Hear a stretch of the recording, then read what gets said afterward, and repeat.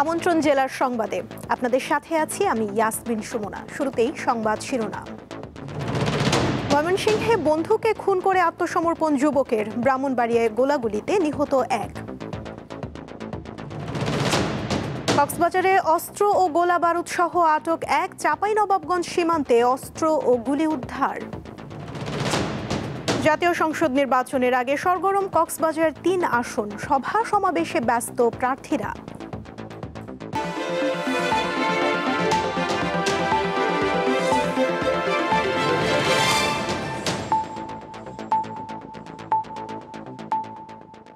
এবারে বিস্তারিত। ময়মনসিংহের ত্রিশালে বন্ধুকে খুন করে থানায় চাইনিজ কুড়াল নিয়ে আত্মসমর্পণ করেছেন ওহিদুল ইসলাম অনিক নামের এক যুবক। বৃহস্পতিবার রাত ৯টার দিকে ত্রিশাল সরকারি নজরুল একাডেমি মাঠে এই ঘটনা ঘটে।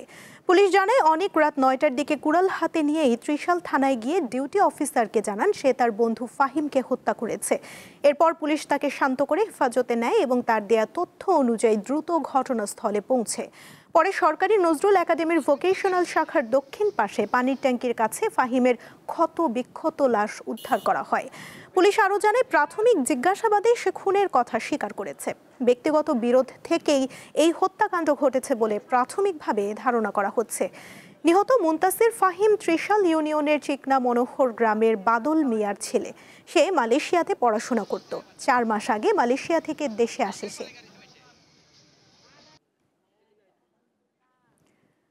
ব্রাহ্মণবাড়িয়ায় আধিপত্য বিস্তার নিয়ে দুই পক্ষের গোলাগুলিতে সাদ্দাম হোসেন নামের এক যুবক নিহত হয়েছেন। বৃহস্পতিবার মধ্যরাতে জেলা শহরের কান্দিপাড়া এলাকায় এ ঘটনা ঘটে।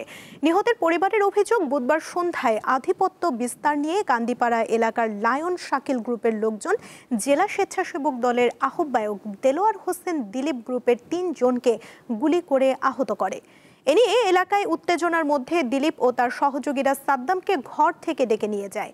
এর কিছুক্ষণ পর খবর আসে সাদ্দাম গুলিবিদ্ধ অবস্থায় সড়কে পড়ে আছে। পরে তাকে মুমূর্ষু অবস্থায় উদ্ধার করে হাসপাতালে নেওয়া হলে চিকিৎসক মৃত ঘোষণা করেন। ব্রাহ্মণবাড়িয়া সদর মডেল থানার ভারপ্রাপ্ত কর্মকর্তা জানান, আধিপত্য বিস্তার নিয়ে কান্দিপাড়ার দুই গ্রুপের মধ্যে বিরোধ চলছে। এর জেরেই হত্যাকাণ্ড ঘটেছে বলে ধারণা করা হচ্ছে।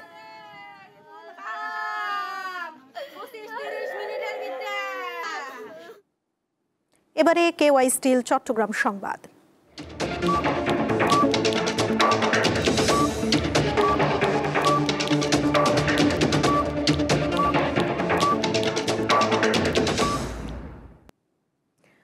কক্সবাজারের মহেশখালীতে বিশেষ অভিযানে দেশীয় আগ্নেয়াস্ত্র, গোলাবারুদ ও আগ্নেয়াস্ত্র তৈরির সরঞ্জামাদি সহ একজনকে আটক করেছে কোস্টগার্ড। শুক্রবার সকালে কোস্টগার্ড মিডিয়া কর্মকর্তা এ তথ্য জানান। তিনি বলেন, গোয়েন্দা তথ্যের ভিত্তিতে বৃহস্পতিবার সন্ধ্যায় কক্সবাজার মহেশখালীর কেরুনতলি সংলগ্ন গহীন পাহাড়ে অভিযান পরিচালনা করে কোস্টগার্ড। এ সময় দুটি আগ্নেয়াস্ত্র ও বিপুল পরিমাণ আগ্নেয়াস্ত্র তৈরির সরঞ্জামাদি সহ একজনকে আটক করা হয়। জব্দ করা আলামত ও আটক ব্যক্তির বিরুদ্ধে আইনগত ব্যবস্থা নিতে মহেশখালী থানায় হস্তান্তর করা হয়েছে। সন্ত্রাসী কর্মকাণ্ড নির্মূলে বাংলাদেশ কোস্টগার্ড ভবিষ্যতেও এ ধরনের অভিযান অব্যাহত রাখবে বলে জানান কোস্টগার্ডের মিডিয়া কর্মকর্তা।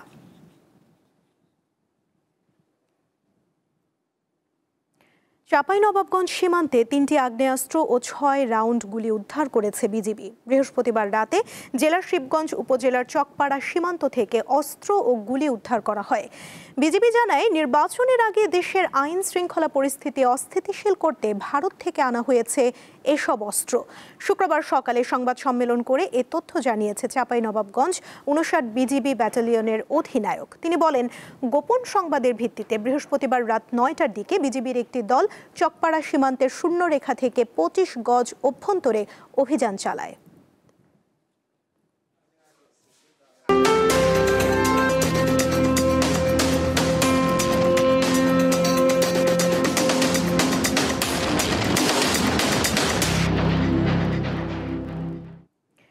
ত্রয়োদশ জাতীয় সংসদ নির্বাচনকে সামনে রেখে সরগরম হয়ে উঠেছে কক্সবাজার ৩ সংসদীয় আসন। ভোটের মাঠে বিএনপি ও জামায়াত।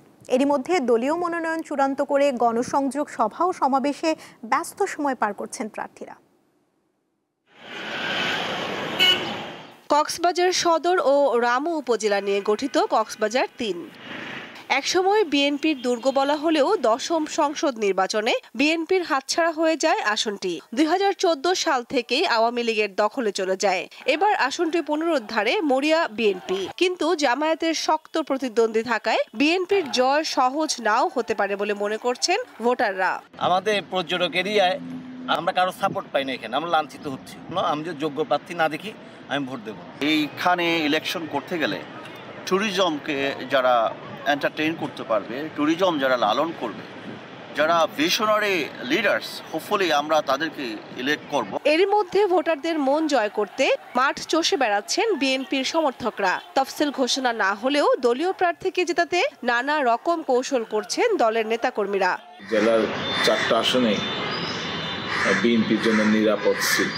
এখানে বেশিরভাগ মানুষ জাতীয়তাবাদী দলকে সমর্থন করে। এখানে পরিবেশ সম্মত আধুনিক নগরী গড়ার জন্য আমরা সার্বিক পরিকল্পনা নেব। ছাত্র জনতার আন্দোলনের ফসল জুলাই অভ্যুত্থান, নির্বাচনের মাধ্যমে বৈষম্যহীন বাংলাদেশ বিনির্মাণের সুযোগ এসেছে, তাই একটি নিরাপদ ও সমৃদ্ধ পর্যটন নগরীর প্রত্যাশা নিয়ে তরুণ সমাজ এগিয়ে আসবেন বলে মনে করছেন তরুণদের দল এনসিপি। আমাদের যে তরুণ প্রজন্মের যে স্বপ্ন ছিল একটি বৈষম্যহীন বাংলাদেশ বিনির্মাণের 24 পরবর্তী, সেই স্বপ্নটি বাস্তবায়নের জন্য আমাদের রাজনৈতিক দল এনসিপি একটি বিশাল সুযোগ ছাত্র জনতার মাঝে ছড়িয়ে দিয়েছে। আমরা চাইবো আগামীর সংসদে জনগণের এবং ছাত্র জনতার প্রতিনিধি বসুক, যারা একটি বৈষম্যহীন বাংলাদেশ বিনির্মাণের স্বপ্ন দেখেছিল। কক্সবাজারে জামায়াত প্রার্থী নির্বাচিত হলে কক্সবাজার চট্টগ্রাম মহাসড়ককে 6 লেনে উন্নীত করা হবে, এমন প্রত্যাশা দিয়ে ভোট চাইছেন জামায়াতের সমর্থকরা। আমরা এখানে পর্যটকদের সুবিধা, বিশেষ করে বিদেশি পর্যটকদের আকৃষ্ট করার মতো কিছু দৃশ্যমান কাজ যদি আমরা করতে পারি, তাহলে আমরা কক্সবাজার শহরকে দিয়ে, কক্সবাজার এই বীজকে দিয়েই আমরা অনেক দূরে এগিয়ে যেতাম। শুধু বিএনপি, জামায়াত আর এনসিপি নয়, নির্বাচনী মাঠে আছে ইসলামী আন্দোলন বাংলাদেশ ও গণ অধিকার পরিষদও। তবে ভোটারদের মাঝে নির্বাচন নিয়ে শঙ্কা থাকলেও তরুণ ভোটাররা অপেক্ষায় আছে প্রথমবারের মতো নিজের ভোটাধিকার প্রয়োগ করতে।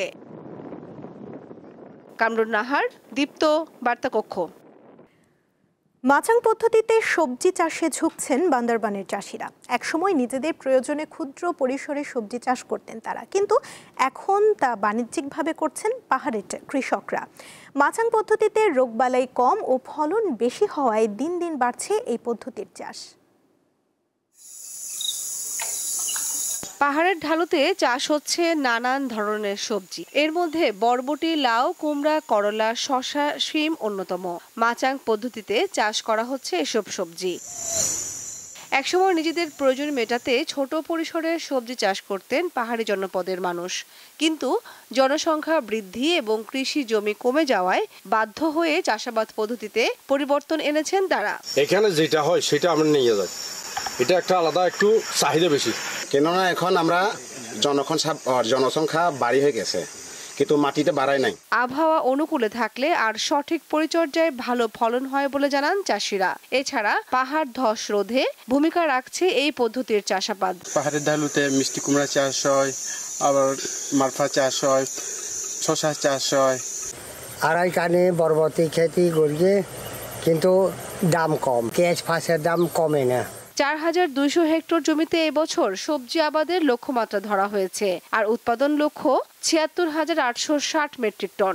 যদি সবজি চাষ করা হয় তাহলে উৎপাদন উত্তরোত্তর বৃদ্ধি পাবে। বান্দরবানের বিভিন্ন পয়েন্টে, বান্দরবান সহ সারা দেশে যদি এটা করা হয় তাহলে আমাদের দেশের সবজি উৎপাদন বাড়বে এবং কৃষকরা লাভবান হবে। পাহাড়ে উৎপাদিত সবজি স্থানীয় চাহিদা মিটিয়ে যাচ্ছে কুমিল্লা, নোয়াখালী সহ দেশের বিভিন্ন প্রান্তে। কামরুন নাহার, দীপ্ত, বার্তা কক্ষ। গাজীপুরের টঙ্গী বিশ্ব ইজতেমা ময়দানে আজ শুক্রবার ফজরের পর আম বয়ানের মাধ্যমে শুরু হয়েছে তাবলিগ জামাত বাংলাদেশ শুরাই নেজামের আয়োজনে 5 দিনের জোর ইজতেমা। বিষয়টি গণমাধ্যমকে নিশ্চিত করেছেন তাবলিগ জামাত বাংলাদেশের শুরাই নেজামের গণমাধ্যম সমন্বয়ক হাবিবুল্লাহ রায়হান। তিনি জানান, প্রতি বছর ইজতেমার পূর্ব প্রস্তুতি হিসেবে এই জোর ইজতেমা অনুষ্ঠিত হয়। এখানে তাবলিগের সাথীরা পুরো বছরের কাজের কারগুজারি পেশ করেন এবং মুরব্বীদের থেকে রাহবারি নেয়ার সুযোগ পান। এ উপলক্ষে দেশ বিদেশের শুরাই নেজামের প্রবীণ মুরব্বীগণ ইতোমধ্যেই টঙ্গীতে সমবেত হয়েছেন। আগামী 2রা ডিসেম্বর আখেরি মোনাজাতের মধ্য দিয়ে এই জোর ইজতেমার সমাপ্তি হবে। সরকারি সিদ্ধান্তের আলোকে 2026 সালের ফেব্রুয়ারি মাসে জাতীয় নির্বাচনের পর বিশ্ব ইজতেমা হবে।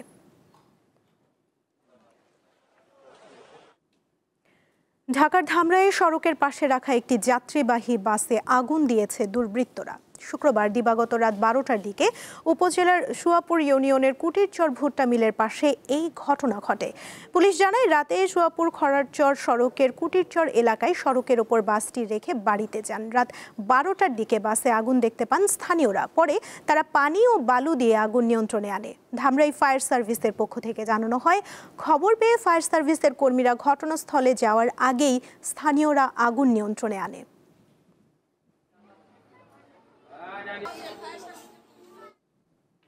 জেলার সংবাদ শেষ করার আগে শিরোনামগুলো জানিয়ে দিচ্ছি আরও একবার। ময়মনসিংহে বন্ধুকে খুন করে আত্মসমর্পণ যুবকের, ব্রাহ্মণবাড়িয়ায় গোলাগুলিতে নিহত 1। কক্সবাজারে অস্ত্র ও গোলা বারুদ সহ আটক 1, চাঁপাইনবাবগঞ্জ সীমান্তে অস্ত্র ও গুলি উদ্ধার। জাতীয় সংসদ নির্বাচনের আগে সরগরম কক্সবাজার 3 আসন, সভা সমাবেশে ব্যস্ত প্রার্থীরা। এই ছিল এখনকার মতো। এরপর দীপ্ত স্পোর্টস দেখার আমন্ত্রণ রইল। এছাড়া আরও তথ্য পেতে যুক্ত থাকুন দীপ্ত ডিজিটাল প্ল্যাটফর্মের সাথে। ধন্যবাদ সবাইকে।